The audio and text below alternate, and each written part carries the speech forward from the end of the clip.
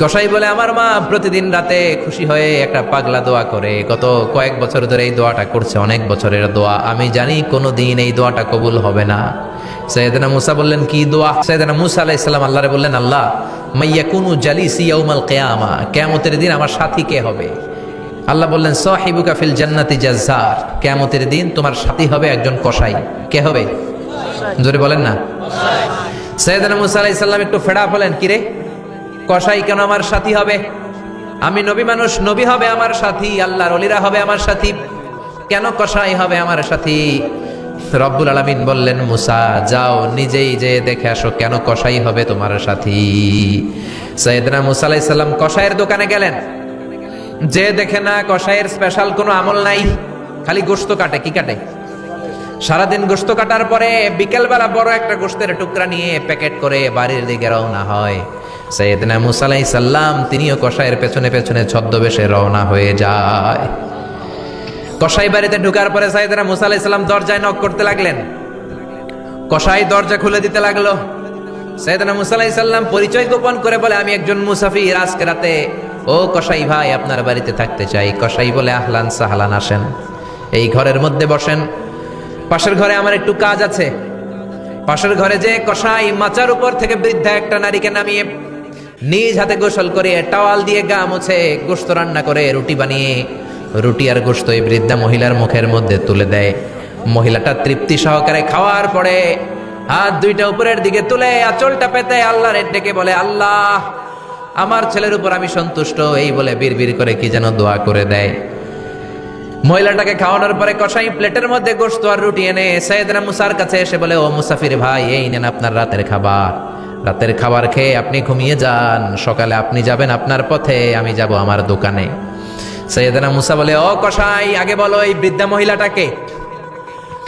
কসাই বলে, এই বৃদ্ধা মহিলাটা ছাড়া দুনিয়ায় আমার কেউ নাই, আমি ছাড়া ওই বৃদ্ধা মহিলার কেউ নাই। এই মহিলাটা হলো আমার জনম দুঃখিনী মা, মা ছাড়া আমার কেউ নাই, আমি ছাড়াও মায়ের কেউ নাই। প্রতিদিন আমি আমার মারে গোসল করাই, নিজ হাতে রান্না করে খাওয়াই। সাইয়েদনা মুসা বলে, তোমার মা হাত তুলে কি দোয়া করলো এটা বলো।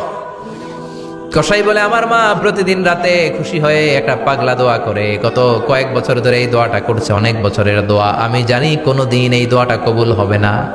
সাইয়েদনা মুসা বললেন, কি দোয়া? কসাই বলে, আমার মা খুশি হওয়ার পরে চোখের পানি ছেড়ে দিয়ে হাত তুলে বলে, আল্লাহ আমি আমার ছেলের উপর অনেক সন্তুষ্ট, শুনেছি এই জামানার বনি ইসরাইলের সবচেয়ে বড় পয়গম্বর, তার নাম নাকি মুসা কালিমুল্লাহ। আমি তোমার কাছে দোয়া করে গেলাম, আমার ছেলেরে তুমি ওই মুসা নবীর সাথে জান্নাতে ঢুকাইয়া দিবা।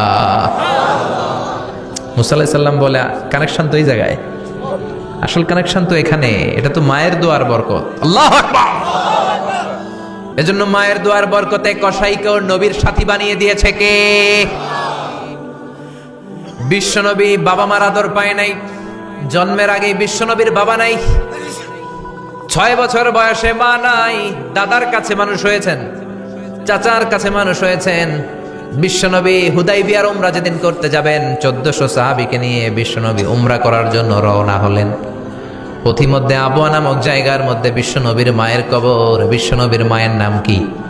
তোরা দেখে যা আমিনা মায়ের কোলে, মধু পূর্ণিমারি সেথা চাঁদ দোলে, যেন উষার কোলে রাঙা রবি দোলে, কুল মখলুকে আজি ধ্বনি ওঠে কে এলোই, কালেমা শাহাদাতের বাণী ঠোঁটে কে এলোই, পরে দুরুদ ফেরেশতা বেহেশতের দুয়ার খোলে, তোরা দেখে যা আমিনা মায়ের কোলে। ঠিকই না? মায়ের কবর বললো সামনে, জায়গার নাম আবওয়া, ছোট্ট একটা টিলা। 1400 সাহাবীদের দিকে তাকিয়ে বিশ্বনবী বললেন, ও সাহাবারা, এটা আমার মায়ের কবর। আমি আল্লাহর কাছ থেকে অনুমতি পেয়েছি মায়ের কবর জিয়ারত করার, তোমরা যারা জিয়ারত করতে চাও আসো। 1400 সাহাবী বলে, আমরাও আপনার মায়ের কবর জিয়ারত করব। বিশ্বনবী 1400 সাহাবীরে বললেন, জিয়ারত করার সময় কেউ কিন্তু কান্নাকাটি করতে পারবা না। 1400 সাহাবীকে কান্নাকাটি করতে নিষেধ করে বিশ্বনবী যখন নিজের মায়ের কবরের সামনে দাঁড়ালেন, বিশ্বনবী ছোট্ট বাচ্চার মতো হাউমাউ করে কান্না শুরু করে দিলেন। বিশ্বনবীর কান্না দেখে 1400 সাহাবাও কান্না শুরু করে দিল। বিশ্বনবী 1400 সাহাবীদের দিকে তাকিয়ে ধমক দিয়ে বলে, তোমরা কাঁদো কেন? সাহাবারা বলে, নবী আপনাকে আমরা অনেক ভালোবাসি, আপনারে কাঁদতে দেখলে আমাদেরও কান্না আসে, আপনার চোখ দিয়ে দাঁড় দাঁড় করে পানি নামতে দেখলে আমরা আমাদের দুটি চোখ আর শুকনা রাখতে পারি না। বিশ্বনবী বললেন, আদ্রাকাতনি রাহমাতুহা ফাবাকাইতু। আমার ছোটবেলার স্মৃতি মনে পড়েছে, আমার মা যে আমারে আদর করেছে ওই স্মৃতিগুলো আমার মনে পড়েছে। আমার মা আমেনা আমারে জাইতুনের তেল মালিশ করে দিত গায়ে, আমার মা আমেনা আমারে জামা পরিয়ে দিত, কোলে নিত, আদর করত, চুমু খেত। ওই স্মৃতিগুলো আমার মনে পড়েছে, তাই আমি কাঁদি, তোমরা কাঁদো কেন? বিশ্বনবী মায়ের আদর পায় নাই, কিন্তু মায়ের কবরের সামনে দাঁড়িয়ে ছোট্ট বাচ্চার মতো কেঁদেছে। এজন্য মায়ের দোয়ার দরকার আছে না নাই? বিশ্বনবী কানা ইউকাসিমুল আহমান ফিল জিআররানা, জিআররানা নামক জায়গার মধ্যে বিশ্বনবী কুরবানির গোশত বিতরণ করছেন। কিসের গোশত? বাংলাদেশে কুরবানির গোশত বিতরণ হয় কি হয় না? জোরে বলেন।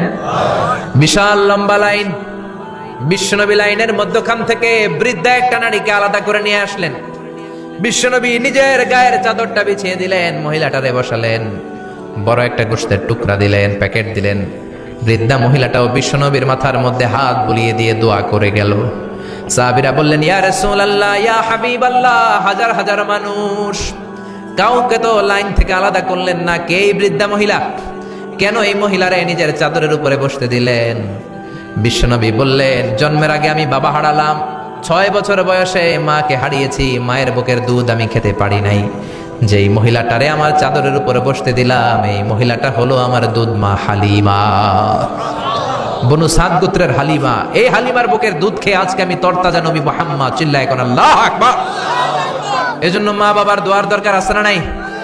কখনো মা বাবার সাথে বেয়াদবি করা যাবে না, গরম আওয়াজে কথা বলা যাবে না, উচ্চবাচ্য করা যাবে না, কোমল আচরণ করতে হবে, মা বাবার দোয়া নিতে হবে। কোনো কারণে মা বাবার সাথে যদি ঝগড়া হয়, বাক বিতণ্ডা হয়, আজকের মাহফিলের পরে মা বাবার পা ধরে আমরা ক্ষমা চাবো। রাজি আছেন? সবাই রাজি আছেন? কেউ যদি মা বাবার পা ধরে ক্ষমা চায়, মা বাবা কি ক্ষমা না করে পারে? আর আম্মা আব্বার পায়ে ধরে চোখের পানি ছাড়তে কি কোনো লজ্জা আছে? জোরে বলেন আছে? আজকে আমরা ক্ষমা চাইবো, আজকে আমরা দোয়া নিব। মা বাবার দোয়া সবচেয়ে বড় দোয়া। মায়ের দোয়া থাকলে ওই ব্যক্তি কখনো ব্যর্থ হয় না। মায়ের দোয়া, আল্লাহর রহমত, এই দুইটা জিনিস যদি কারো জীবনে থাকে, সফলতা তার হাতে ধরা দিবে, ঠিক কিনা? এজন্য আল্লাহ বললেন, আমার স্পেশাল ফায়সালা দুইটা। কয়টা? ওয়াকাদা রাব্বুকা আল্লা তা'বুদু ইল্লা ইয়্যা ওয়া বিল ওয়ালিদাইনি ইহসানা। প্রথম ফায়সালা ইবাদত হবে একজনের, তিনি কে? আল্লাহ। আল্লাহ ছাড়া অন্য কারো জিকির করা যাবে? আল্লাহ ছাড়া অন্য কারো কাছে চাওয়া যাবে? আল্লাহ ছাড়া কোনো মাজারে যে সেজদা দেয়া যাবে? দ্বিতীয় ফায়সালা হলো মাতা পিতার খেদমত করতে হবে। আমরা যতটুকু পারি মা বাবার জন্য অর্থ ব্যয় করব, তাদের খেদমত করব, তাদের কাছ থেকে দোয়া নিব। আমাদের জীবনকে উজালা করে দিবে কে? আরো জোরে বলেন কে? আল্লাহ তাআলা আমাদের সবাইকে কথাগুলো বুঝার ও আমল করার তৌফিক দান করুক। আমরা পড়ি আমিন।